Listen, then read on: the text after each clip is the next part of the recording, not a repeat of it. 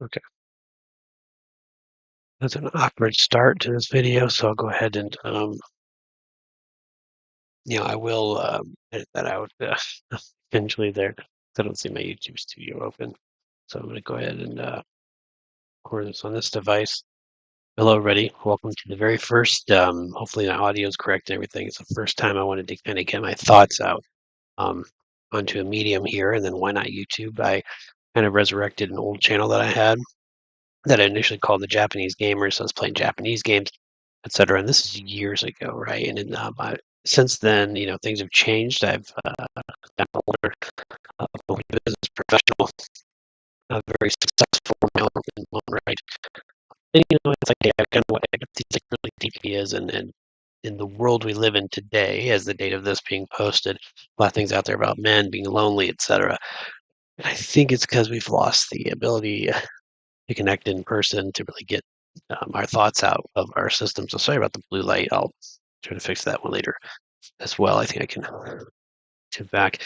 So the reason I'm doing this live, and I didn't do a prior recording, and I talk my hands a lot, by the way, but the reason I do like a prior recording, um, really edit it up the whole reason I wanted to do this with this account and transfer this account instead of make a new one is because I want the live aspect immediately, right? So if somebody does join, fantastic, interrupt me all we want, and it might derail this whole conversation. But the original point to this, right, is to discuss the underlying themes of the movie 65, which just came out. So you see my thumbnail up there, right?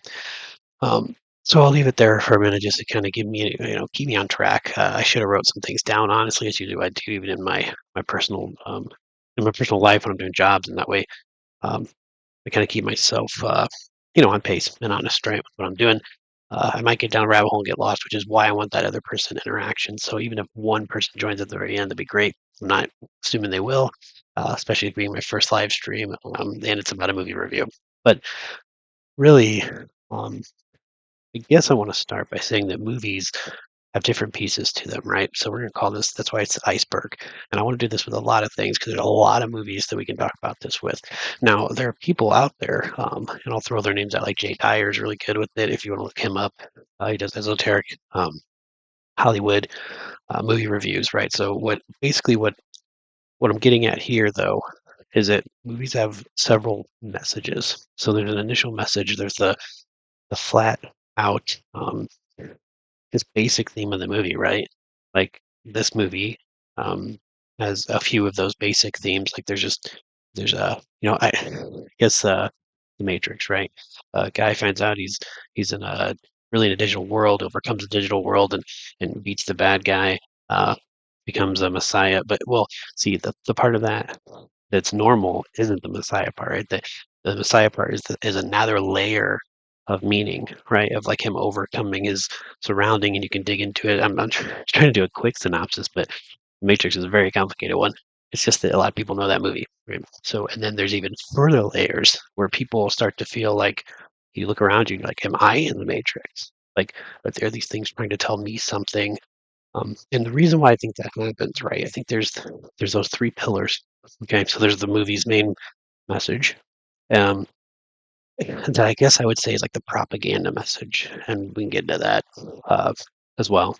There's a propaganda message. Then there's the kind of slightly below the surface meaning. So I'll make a pillar thing real fancy later.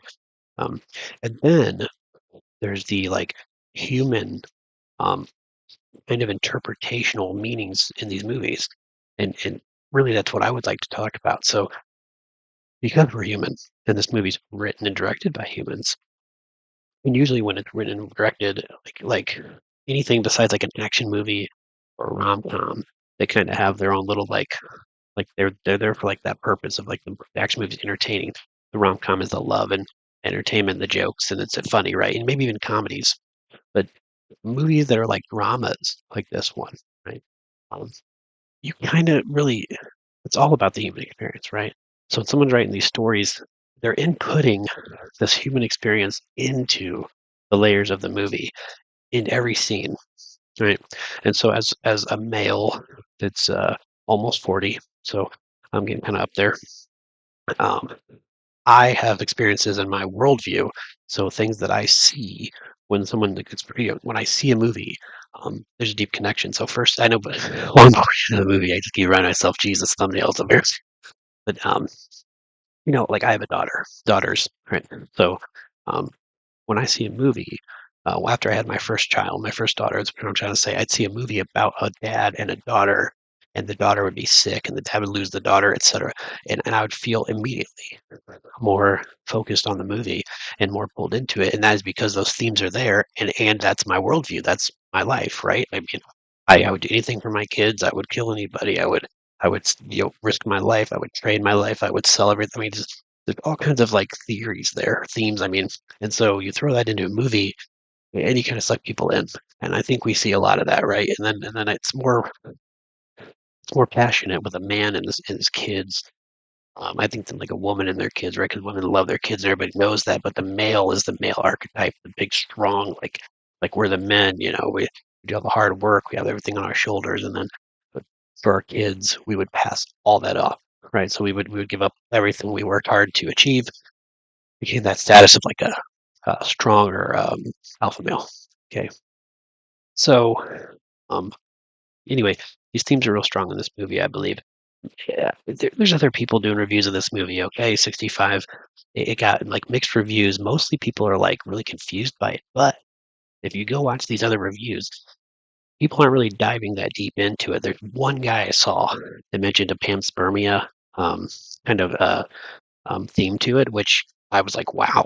I actually found a video where a guy actually was like, hey, I think the real message of this movie is this panspermia in the end, which is where it's called directed panspermia, where they think we came from another race of like humans that like seeding the galaxy, right? Things like that, which is very interesting because there's actually a conspiracy theory or a belief system out there. I don't remember what it's called, but I think part of that is that they believe that humans came from Andromeda or some other galaxy, right, or whatever, and we came here by Earth and seeded on purpose, and then it gets deeper with that because people are like, oh, we're here to mine gold, and then after we mine all the gold, they're going to come swoop us back up. Um, it's crazy. Okay, so anyway, but not that. I mean, I don't know what's. I would love for somebody to get somebody someday to talk to me about it. Um, but it's been talked about before, and so I didn't want to go like study up. I want to be very real that I don't know all these things, right? So it's great to talk to people about this stuff, because I know so many bits and pieces of conspiracy theories and just fantasy things my whole life, um, that I'm just fascinated by. I love to hear people talk about things. It's amazing. So anyway, I am going to spoil the movie a little bit. Your final warning. I'm done babbling. I'm going to get into this, right? In the battle more, but I'm going to get into this. Okay, so hopefully everything works out. Looking clear on here. Got it. 65. Okay, so again, like I said, the movie's kind of people said it's kind of boring and slow, but you won't find many people that said they stopped watching it or anything, right? There's not anybody that was like, I don't get it, it's stupid. More people are a little bit more intrigued by what's going on in the movie, right? They're trying to figure it out, but people these days don't look that deep into movie meanings and things like that. They just kind of like see the movie and then they notice they're like, oh, well, that's a weird detail, and they just look it over, right? But when people write these movies, and it's something I was arguing with a guy about online before about like Endgame, right? Marvel Endgame, tons of or Avengers Endgame, sorry, but it's like they film like hundreds of hours of film. They do each scene like hundreds, maybe hundreds of times, 30 times, 50 times. They change little things, here and there. And I said, so they show that scene that they pick for a myriad of reasons, but it's a reason they picked that scene. So every scene in a movie is like that, I would argue. It's not just random unless it's a lower budget movie that doesn't have those multiple takes, right? They kind of maybe they got to pick the best take they have out of five each time, right? That's what they have. Um, but in most of these movies, yeah, they're filming hundreds of takes. They choose the one that sends the message that they want to send. That's it. Okay, so get that out of the way. So anyway, in this movie, there's no mistakes, is what I'm saying. I'm assuming because these writers have made a Quiet Place, which I didn't know till after I already had all these ideas about the movie. By the way, so the writers of the Quiet Place, A Quiet Place, 1 and 2, they directed this movie with Sam Raimi in it, right? So you're thinking, Sam Raimi. He's the horror guy, right? People are thinking like, okay, but there's dinosaurs in this movie, all right? Um, and I don't think that's the thing. I do not think Sam Raimi went for the dinosaurs. I'm still not sure what his piece was into it, except that maybe it's part of these esoteric and deeper meanings and the the messages in the movie about human interactions with each other and human interaction with environments and what movies show you but they don't tell you is usually more important than the actual like dialogue in the movie too. Um, so then, sorry, my dog getting crazy there. Anyway, movie starts out. You meet Adam Driver's character Mills, and he's open dialogue. It's kind of exposition. He's telling his wife, he's like, "Hey, I don't want to go on this trip." He's like, "I don't want to go." Um, Her daughter, but his daughter's sick. This dialogue back and forth with his wife. You see his daughter in the distance, so they can see her. She's on the beach, talking about her while she's trying to do something or playing, right? Trying to do this whistle thing. It's important in the movies like this, or whatever. Yeah. And then, so he's like, "Hey, I don't want to go." But the wife is like, "Well, she'll understand because it's triple your salary and it's going to pay for her surgery that she needs or her medicine she needs to live." Because so you just find out right there. You get the assertion she's really sick. He's getting he's getting a three times his salary if he does this special trip. He doesn't want to go, okay, but he's going to do it for his family to make the money up because. And then he even says like, "What if something happens, or I'll be gone for 2 years, right?" So then you find out, wow, it's a 2 year trip. He's used to like 3 month trips, right? Or like so. Think of like a truck driver here, like I'm in America, truck driver, right? So this is a truck driver. They're like, "Hey, you you got to drive that side of the country. You ain't get to come back for 2 years, right?" And he's like, "Yeah, I don't, um, and so doesn't really want to go, but he's going to do what's best for his family. Thing is, he leaves like tomorrow. So I don't know what movies that's something they could fix. Anyway, tells his daughter, "Hey, I'm leaving tomorrow," and he teaches her how to do the whistle thing correctly. Um, then let me. That's where we have to pause for a second because the themes that I see there as a man who always wanted a family, and then once my wife and I met, we had a kid, and we have that family. The the issue we run into is that you know I feel the same way as this guy is what I'm saying. Right? Like there's always arguments we used to have, and then now we kind of know each other better nowadays, right? But like in the beginning time, it was like, hey, I gotta work that triple overtime. Like I'm gonna work every single day, Saturday, Sunday. I'm gonna be there. I'm not gonna be home, but the reason I'm not gonna be home is because we need the money, which is part of the capitalist system. You can attack all that if you want to, but it's like this theme is that like you have the father who's the pillar to hold up the family, right? And because the mother's there, she's going to be there. She's going to be protecting the kid. We're not downgrading her role here. I'm not the red pill stuff or whatever. Let's not get into that right now. We're just saying that the mother has that role, and she's supposed to protect. She'll be there with the kid, right? She'll be there while she's sick, and so the dad's like, "All right, cool, then I'll go make the money." But as a father, it's like the best part of my day. Even when I worked all that overtime, was getting home and being with my child, right? And then now that I have two girls, whoa, like I get to be home with them, all kinds of fun. And yeah, when you're home with them, maybe you want to be away, like, I want to go hang with the boys or whatever. But man, there's nothing like the end of a hard working day coming home and like sitting with your children, talking to them and just asking how their day was, even if they can't even tell you yet. Um, just things like that. Anyway, so this is kind of like one of those hidden messages right off the bat, um, where this themes in later. And I don't want to jump in the movie too much, but I have to here because his later, he found out that his daughter did not make it from that illness, right? And it's like he carries this burden of regret with him, okay? And that is how we all, I mean, every time a dad has to go make these sacrifices in this world to work and things like that. I'm sure women are making the sacrifice too, but this is an example of a father who only went his only reason, like he makes it clear he's satisfied with life, but he has to try to protect her. So she's sick. He needs the money to make her not sick. And then and the fact that he announces the risk of not being there for her if something goes bad, and then that happening is a nightmare. for a father to live. Okay, I'm telling you, that's it's absolutely the worst thing possible that could ever happen. And I actually have a daughter with special needs, so I know.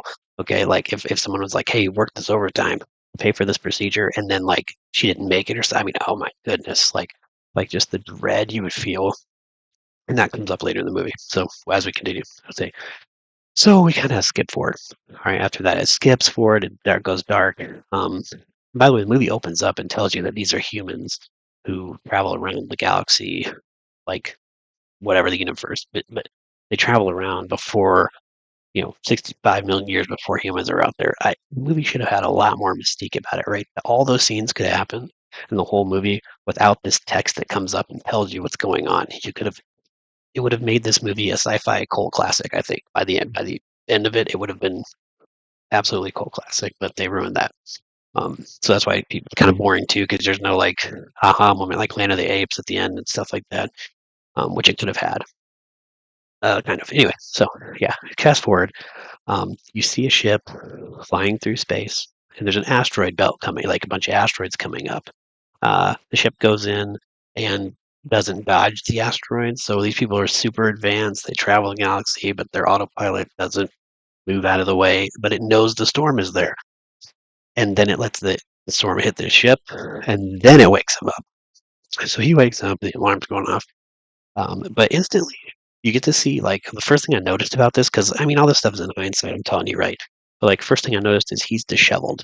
He has like it's kind of like he hasn't shaved. You see, he's like a little dirty looking. I don't know. So he's the pilot of the ship. He's a courier. He's taking these bodies in cryostasis, right? He's taking them across the universe, galaxy, whatever.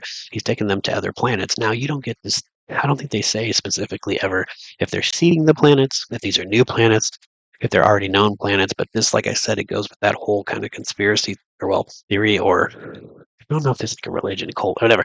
But people do believe that that is a way that we came about here in this Earth. So anyway, the meteors are hitting, tearing the ship apart. He finally gets in. He's piloting around. Mayday, mayday, going down. He crashes, and it says, "Hey, landing, emergency landing on closest body," and it's Earth right there, right? And he lands on there, crashes, of course. But as they crash, they rip apart. You see the cryopods fly out. Okay, and they're all flying everywhere. Fall, and then you see the ship hit a mountain. He falls down. Anyway, so he wakes up, and he's a little, knocked out of it or whatever. But he's really not that bad off. He gets up. He puts on his suit, and you see he hits a button to go to the back of the ship, and it's gone. Right, he sees everything gone. And he's like, oh, man. Um, so there's other little pieces here in the scene. So there's two things here. But really, let's fast forward to where he's like, yeah, he calls for he's gonna call for emergency. So he does this like standard message, and you can tell it's like robotic. He's like, beep, hey, crash landed, unknown planet, uncharted planet. We were hit by an uncharted asteroid belt. Blah blah. So that kind of tells you that they know a lot about the space. This is an uncharted asteroid belt. Okay.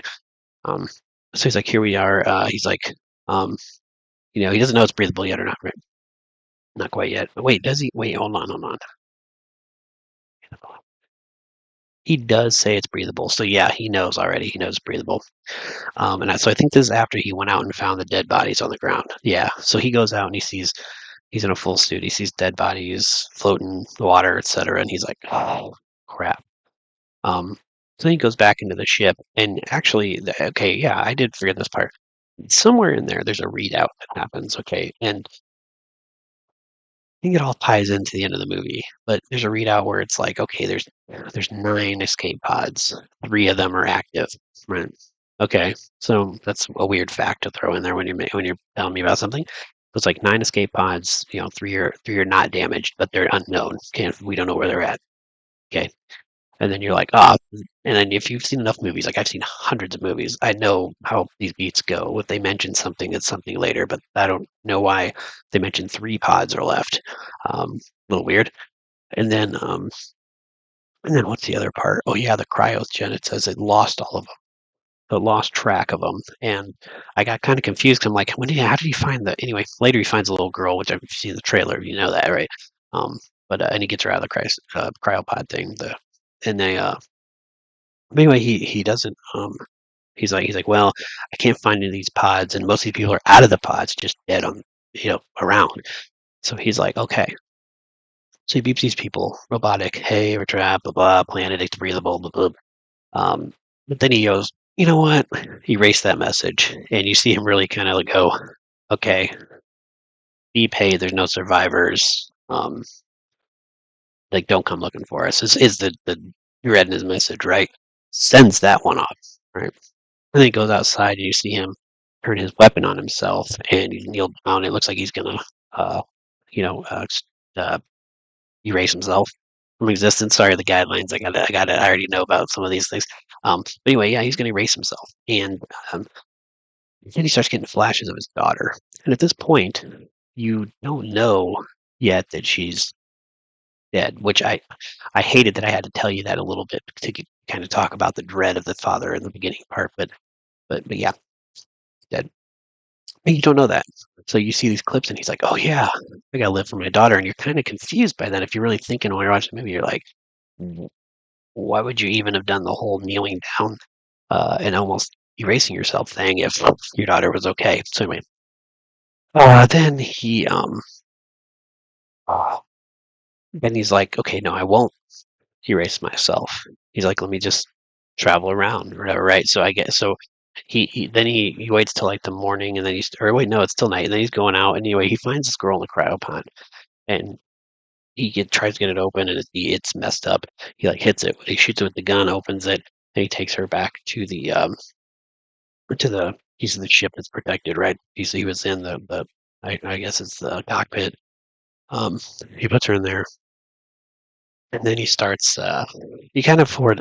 I think the movie gets kind of. I mean, this is why people. It's kind of slow, because like he puts the girl there, and they show the girl awake, like she's faking being asleep. So he drops her off there and walks out of the room, and she's like looking at him. Um, and then later, this is where he starts like going out and finding out that there's dinosaurs. Yeah, right. So I can't remember the first dinosaur he runs into, but the whole thing is like these infinite. The whole movie from here out, okay, is like trying to. The theme of it, I would say, is that it's showing you that dinosaurs, like this land, this world they're in, is deadly. Everything needs everything else. So every scene basically shows you that you can't even pause for a second because it's not like when you think of like dinosaur movies, you think of like Jurassic Park and things, right?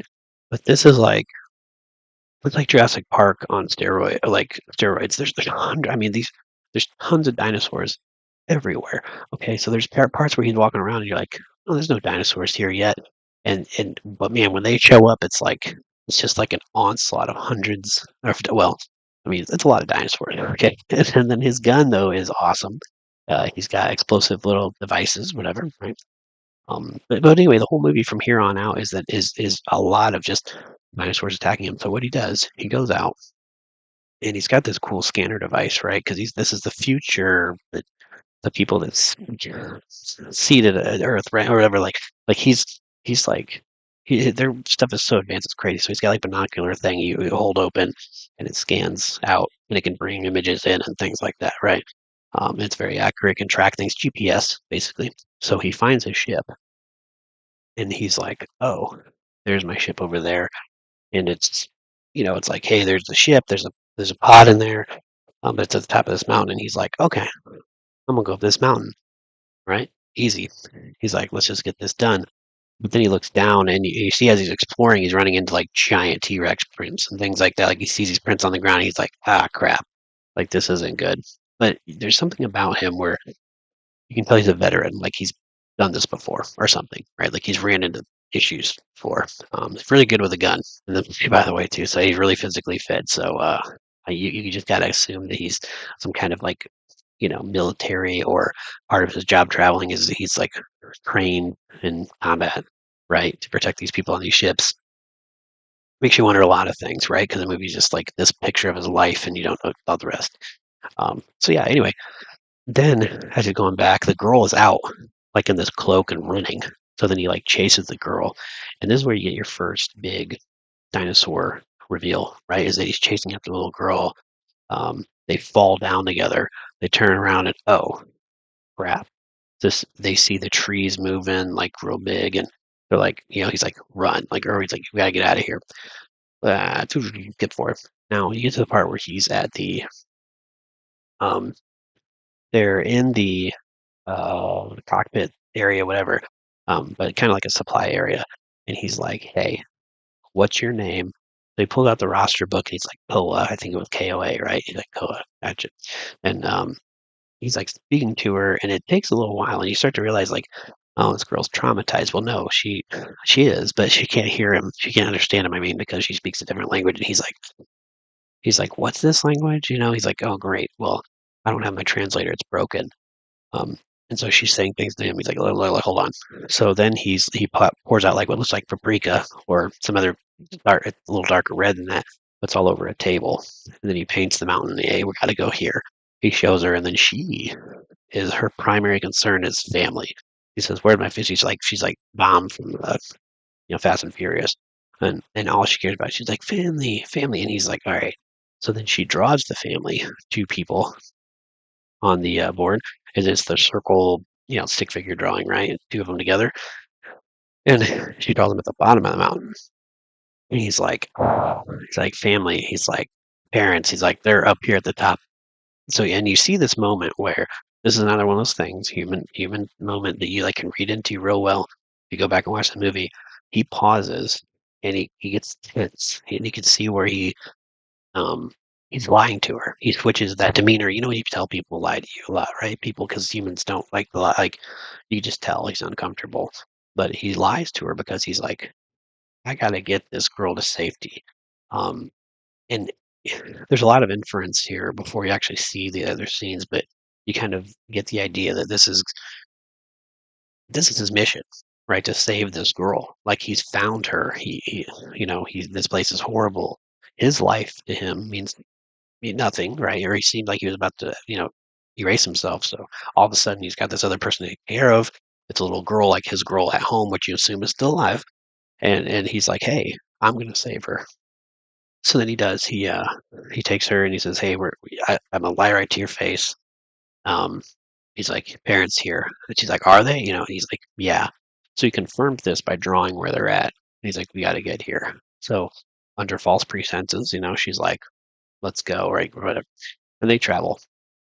So then what we get is, I guess if I go back to that, I really wanted to make sure we get the human aspect of it right, is because we'll lie to people to protect them as best we can when the truth is better to say up front, I think, than anything else.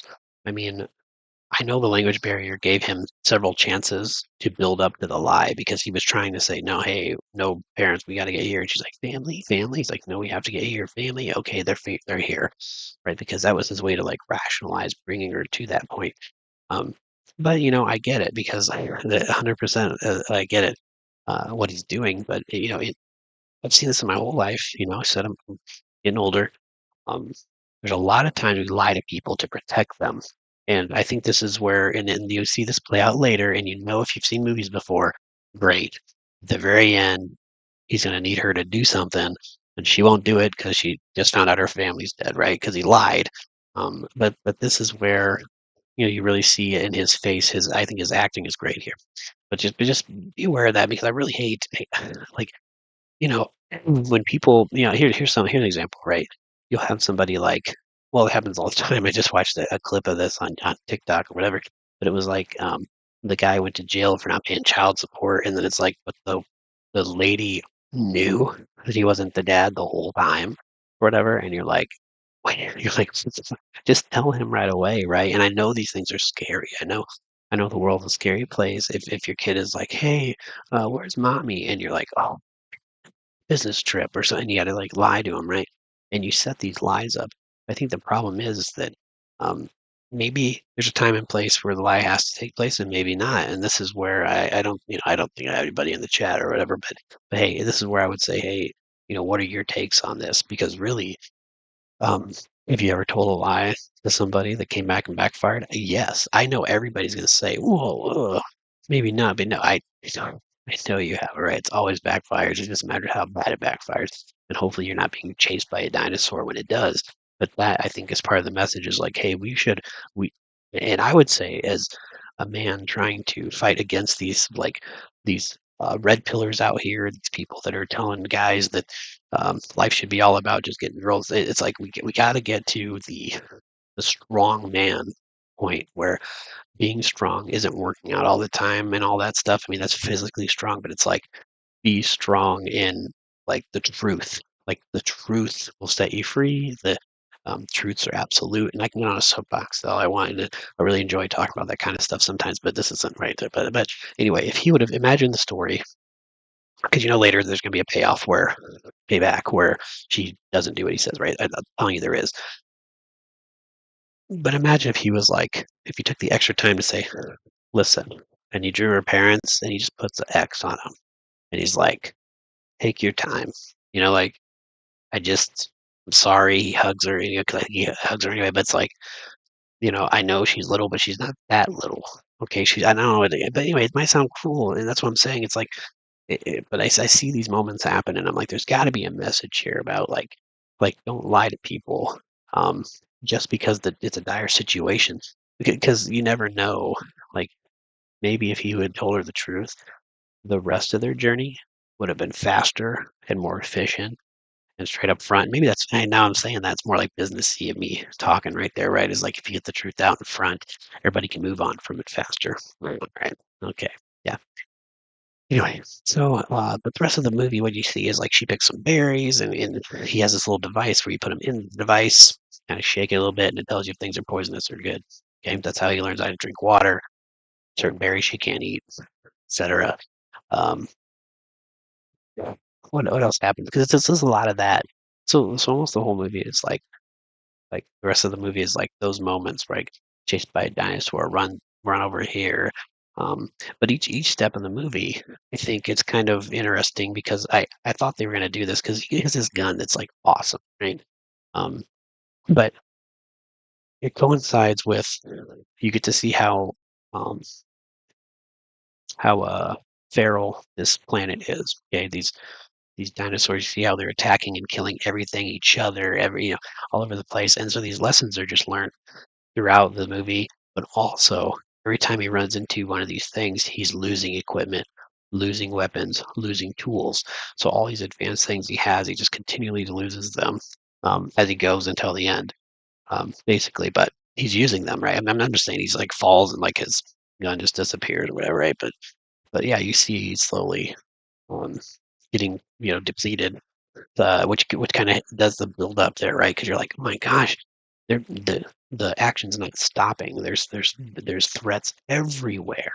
Okay, and there's actually a scene where they're laying in a cave, um, and like they have like he puts up the sensors around him, and it's like a proximity sensor, right? It starts going off, and he wakes up, and he's looking around with his gun. He can't figure out what's going off. What set the sensor off? And then I think I blinked or something because I missed it. But somehow he realized there's like a small slug, like dinosaur, just a primitive slug thing. It's like in the girl's mouth, and he gets it to come out, and he blows it up. And when he blows it blows up inside of her, and she turns over and pukes and wakes up right to that.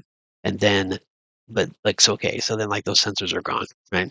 And then he wakes, and then immediately they hear a roar from this tunnel, and then behind him, lightning strikes, and you see the T Rex. It's like you can't catch a break, okay?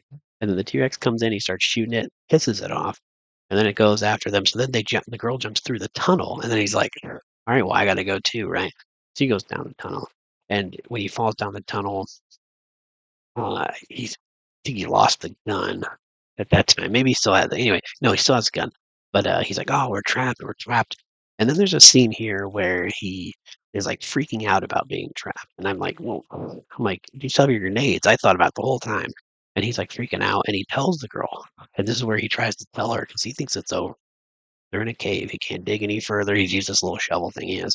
Can't dig any further. Okay, he's depleted his tools. He thinks at the moment he's freaking out. And he's like, "We're done here. We're done." And then the little girl like says some stuff to him, like basically, but you can tell body language that she's like, "Get up, we're not done." And she takes the shovel and she goes into the hole, and he's like, "Your parents are dead. It's over." Like, and it's like he's trying to get her to give up. And I like this here because she can't understand it, and he says that too because he tells her this. So he grabs her, he's like, "You got your parents are dead. You gotta get. This is it. We're done. There are no parents. I lied to you. I'm sorry. I lied."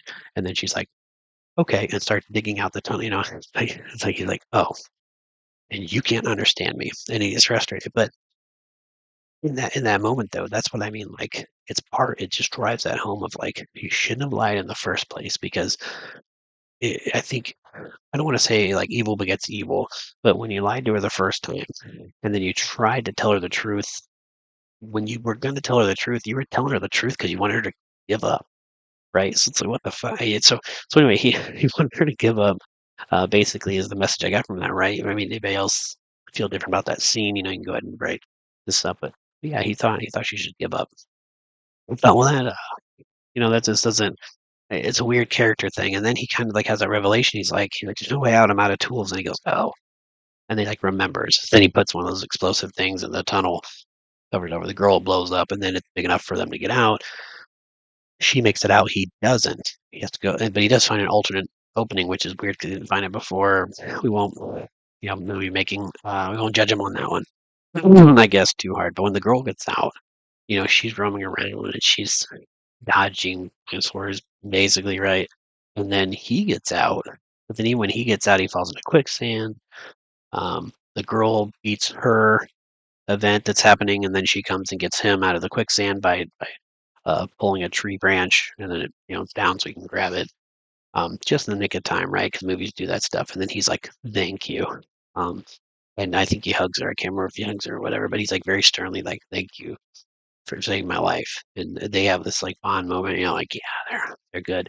And so most people reviewing this movie right now, well, they were saying that like, or at this point, this movie's about, it's kind of like The Last of Us. It's about these a man bonding with surrogate daughter, but somewhere between this point though, you do see him have a dream that his daughter's dead. Okay. And it was kind of like her declining health, and you can see that I think the little girl watches the videos, right? Because he has that thing, but it actually projects videos, so it's like a hologram of the person, right? So it's very hardcore gadget. But anyway, it sees like his daughter, and yeah, you just see the like home videos that they send him while he's traveling. It's like her declining health, her dying, her missing her dad, her fully grief. Again, like as a father, I mean, and I think most people can just relate to that. Is like he only took this trip to take care of his family and his kids, and then or his kid, and then here you go, and then she's dead, and a year into his trip is just is very relatable. I would say most people could see why he's conflicted and why maybe he was just like he didn't want to continue the trip probably anyway, right? He probably wants to go home, but oh, he signed up for this 2-year trip because it was triple the salary, triple the play. So again, as a man who's been through that before, with the working a bunch and then you sacrifice your time, it just maybe that's a message that time is more important than money, and that's a theme that you could take from this movie, see that and go, you know what?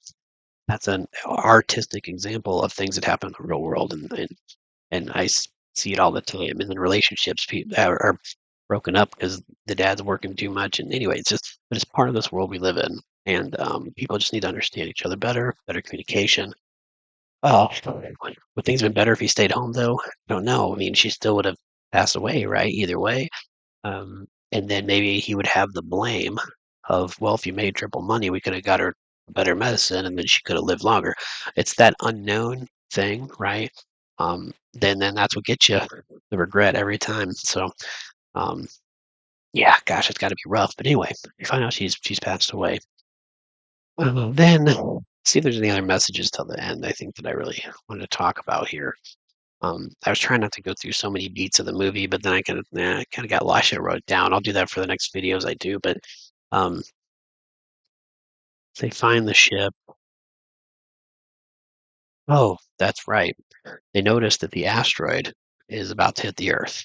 Okay, so this is where like they didn't have to tell you this movie was 65 million years on Earth, right? It could have been a mystery all the way up to the asteroid, and then you would have like everybody in the audience would have gone, "Hmm, it's oh, they are on Earth, right?" Because first maybe you didn't know, because some of the dinosaurs look kind of weird, and there's a lot. You see raptors for like 3 seconds on screen, like from a distance, and then he gets attacked by a baby raptor. This all happened like earlier, right? Um, but people would have been like, "Oh my gosh, this is Earth, right?" And they went, "Oh my gosh, yeah." Anyway, it missed opportunities for sure for that shock value, right? But I think they wanted, somebody must have thought people were confused. Anyway, yeah. So they're like, "Hey, that asteroid's coming to Earth. We got to book it. We got to go now." And so that drives the end part of the movie. So they've got so many hours to go. So the asteroids start hitting. Can't remember, is there anything? What other happens? I think the berries. I mean, so I'm getting conflicted here because I thought there was like something else, but you're right. There was a lot. The movie people say is kind of boring, and so the fact that I don't remember what happened up to this point is either it doesn't nothing happens, but I think I just forgot because it's probably more than walking around high fiving each other or something. But no, I died. Just being smart. It's fine. We get to the endish area, right? And they find the ship. They go into the ship, and they're like, okay, we're about to take off, and he's got he's setting everything up. He's fixing things, and he finds I think there's a new gun he finds. Right? He lost the other one. Anyway, so he got a gun again, right? But the girl used all the explosives and some other things after she got out of that cave. So anyway, he's there, and he's like, all right, let's go home. And then, oh, sure enough, one of the meteors hits the meteorite fragments, whatever, hits the ship or the mountain right where the ship's at, and the ship falls off the mountain. So now it's like upside down, and when it's upside down, you hear the ship. It's like the girl, because he told her what button to hit. She tries to hit the button, and it's like can't take off. Orientation's incorrect. And I'm like, oh, okay, well I've seen a million movies. This giant T-Rex that's coming at the ship is going to hit the ship, knock it upright, and then he's going to have to get back into the ship, get into the ship somehow. And yep, sure enough, beat by beat. So that's just, I know movies. But he runs out and he goes to pick up the gun, like does a bunch of rolls and stuff, and dodges the T-Rexes, and he's shooting them and stuff.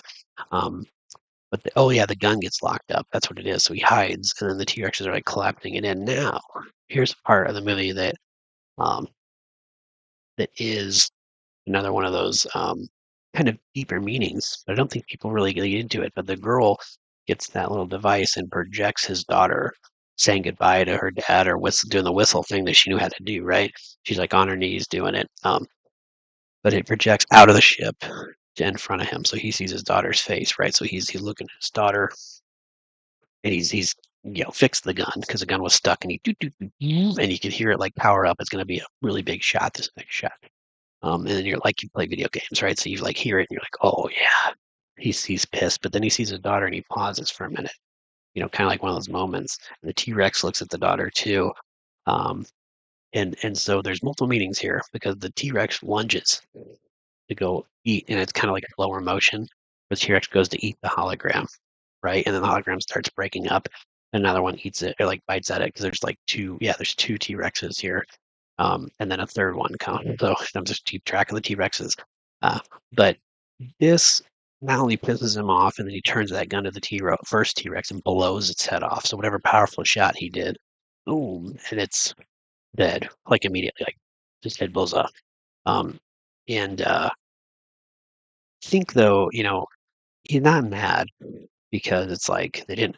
There's two ways to look at it. I'm sure most modern like people would have seen that scene and go, "Oh, they showed him his dead daughter, and that really riled him up and pissed him off." And I'm like, "Yes, okay, so that's true too." But he was like yelling out, like, "No, no!" But I think that was another kind of like what do you call revelation that he's not going to get his daughter back. That he needs to overcome the loss that is visibly, because if you think about it, he just watched his daughter get eaten by the T-Rex, right? Like that's what he just watched happen. So he watched the thought of his daughter die again, or be in that perilous situation. So he was like, no, and then he overcame that because he's got this other little girl he has to save. Now, do you have to look at it that way or whatever? I think that's what the director and the writers wanted. Honestly, they want that scene. It was perfect in that frame. Anything, like I said, when they film these movies, they want to show you what they want to show you, and it's the unspoken parts, right? Because there's the two meanings. But I really enjoyed that part because I thought, yeah, great, that's awesome. Because he watched the T Rexes eat his daughter. That's what pissed him off. Not like, but it's the more of the like image of her dying in his head, like the grief passing over him, that really got him riled up to save the day in the end. Right. Okay. So he's like, hey, I got to finish this mission. All right. Because she's gone. She's never coming back. Um, and now is not the time to waste. Okay. He's got something to do. And a lot of times in life, we have to do that as well. Things get bad, man. But then people, as they pull yourself up by the bootstraps, and that doesn't mean. I think that saying is fine because it doesn't mean that you're going to magically get out of anything. It just means that you need to not sit at the low point. Don't wait at the low point. Gotta get up. You gotta climb yourself up somehow, right? And so there's a lot of people in really bad situations in the world, especially right now. Um, Inflation is super high. People can't afford things. Okay, get a second job. And I know you're like, oh, but I want to stay home and play video games. Like, oh, okay, well, this is where like I wanted to make this channel about job hunting, really. So it's called job hunting, but I'll go over it later. But I really, really want to get that to that talking space where I can help people get better jobs. I want to like live resume search or whatever, which is why I just downloaded this fancy software I'm looking through right now, which I can do that with. So anyway, that's the future, is to really help people because yeah, I've been in that too. I'm there every couple years, right? You get down and you just got to find your way up. And this is the thing where it's like if you focus on the grief in your life, you're never gonna get you're never gonna get past it, past it. And I'm not saying forget things, right? Like when someone dies, right? It's like you cry a lot and you cry a lot and you cry a lot, but one day you have to stop crying and you have to get up and you have to go back to work to take care of the family that you have or take care of the priorities that you have. You don't, you can't not cry forever. And I don't know if that's me being if that's a man take on it or whatever somebody would say, but it's got to be the right take because there's no other way to do it. Go to church, seek guidance from somebody, get help, and there's plenty of help available, okay, all over the place, but you have to be active to seek it out. Don't cry because somebody like it, because what I see is people have grief, right? Like, oh no, my dog died. And instead of like talking to somebody about it, they cry, but then they just go and either sleep or go play video games or go they do all these things that that that aren't gonna help them advance anything because once that video game gets shut off, you're gonna go back to crying again because you couldn't get past the thing that was tearing you up inside. Okay, and then this I think is leading a generation of people today that don't know how to handle grief of any sort. Okay, it doesn't have to be a death, right? But um, I lost a job I was at for 15 years, and crawling back up um, to a financially stable place from that was just devastating, just absolutely. Um, just one of the worst experiences of my life, just the stress of being a provider for my family, etc. I could see tons of people going through that, and they do daily. People get laid off all the time, fired all the time. And even when you're doing a great job or you believe you're doing a great job, right?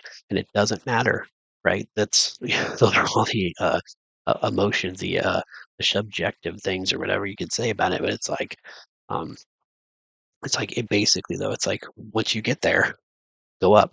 Don't hey, this happened to me, and there is a chart of grief, right? Because first is like denial, then blah blah. But I think everybody nowadays, I don't think there's a flow. I think it's just people get like fired and they go, "Hmm, I'm down here," and then they stay down here. And then they keep making these self injury, like self harming decisions that keep them down. And I don't know. I'm not a big fan of that. So anyway, I shake that all day. But anyway, so yeah, he sees his daughter pass away, and the grief passes over him. He saves the day, kills one T-Rex, shoots another one a couple times. I think that one dies too, right? So he pretty quickly kills two. Goes to kill the third, and I can't remember if his gun dies and then he starts running from it, right? Because it's like a bigger one that comes. The third one's bigger. He runs, but there's a part in the movie, the very beginning, another thing is kind of like would have tied it to Earth, but there's a hot water, like the geysers that happen. And so there's this super steam geyser that he remembers where it's at because right by the ship, right? So he runs and then falls over it, and then it blows up on the T-Rex. T-Rex falls. Little girl comes up and stabs it in the eye, and then it's like freaking out. But because she stabbed it in the eye, it's still over that geyser, and then the second gust of the geyser kills the T-Rex, burns all the skin off, falls to the ground. Um, so they get back in the ship. That's it, right? And they hit the button, take off, and basically, trying to think if there's any other weird stuff going on there that I wanted to say. I know I'm going to remember something really important because I sure. Anyway, when you talk about the deep layers, okay, so now you've got this guy. You know his old daughter's dead, passed away. Sorry, because that's kind of rough. And he's got this new surrogate daughter whose family is also perceived dead, right? So we assume they're gone. And then it's like he's going to be her father now, or he's going to take care of her. You do see them leave the planet in the ship, barely. I mean, I'm talking like they go up, the meteor comes down. It's not really dramatic, right? Um, and when he gets in space, it says like the thing is like, hey, the rescue crew is here. Okay, so the rescue ship, you can see they're not even that far from getting it, so they're going to dock with the rescue ship um, in a minute or whatever. And then he's like, oh, good, right? And she holds his hand, and they go up. That's it. That's all you see of them. Okay. And so you could talk a lot about that. I mean, like a family is whatever you make of it. I don't know. One of those messages, but a lot of movies are like that, right? So I guess it's not. I don't really want to harp on that too much, really. But yeah. So then let's go to. Wait, let me share. There's also one. Come in. Never mind. Okay.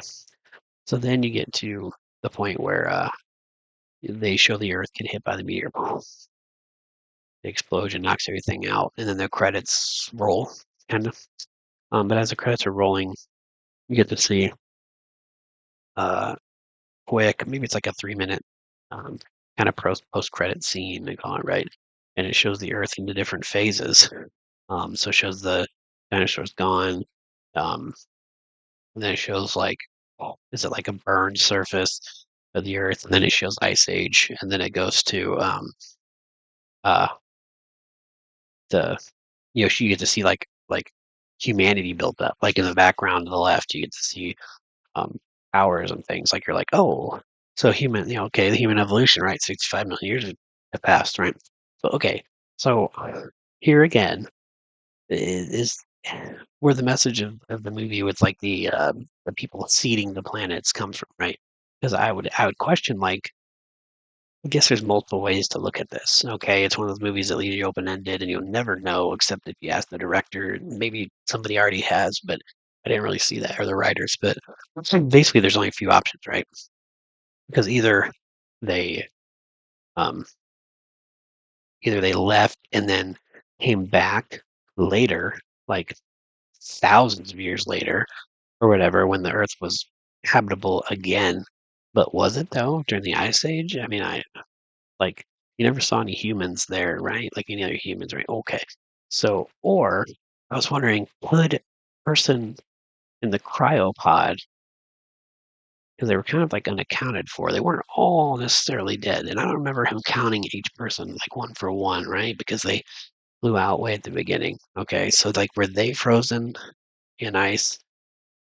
Did they like, what I mean? You never know where they fell at, right? But maybe the meteor didn't kill them, right? They were protected somehow. But you'll never know. You'll never know if that's what happened and they got out of the cryopods and those were the first two humans, because you could even tie it back to her drawing the picture of her parents. And maybe it's her parents, the mom and dad, that were alive in the cryo chamber and made it out, right? Because she drew bottom of the, she said they were at the bottom of the mountain when she drew her figures. And I'm thinking, they didn't understand each other's language. Maybe she knew where her parents were at or something.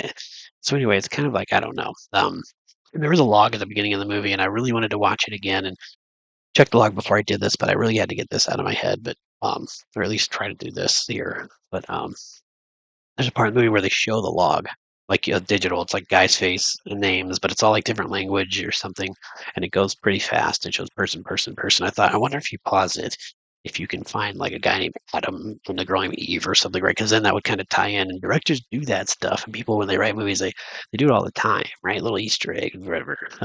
People don't notice for years. So I do want to check that out. Or if you have a chance and you want to reply on this video, that'd be great too. Um, Not sure who's all going to see this or agree with it.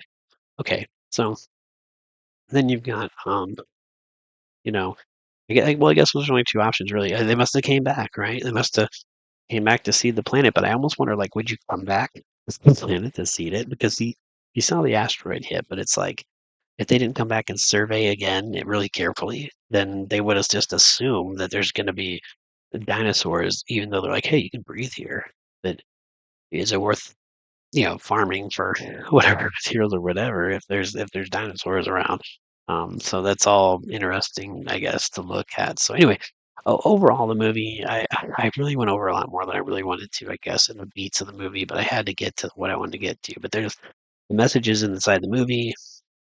So what did we have that we were seated? Um, the father's grief, like men, when you have to take care of your family and you do whatever you have to do, and then no matter what choice you make, you could be screwed either way because he had the choice to stay and she probably dies. He leaves and she still died anyway. And then you've got the surrogate father part where any two people can come together and make a family, especially two that have been through the same grief with each other. I'm sure there's a lot to say there. How he overcame the grief, um, and then the time of the girl's need. Uh,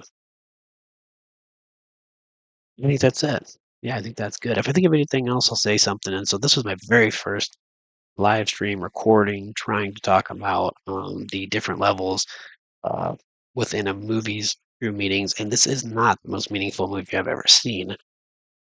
So I can go way deeper. And there's TV shows as well that I've never like. I'll watch a movie and I won't see anybody. I'll go look first for it. That's what made me kind of do this. Is I see themes and then nobody else talks about these things, even if they're like flat in front of your face and it's not even that much of a theory in your head. And I'm like, why aren't they bringing this up? You know why?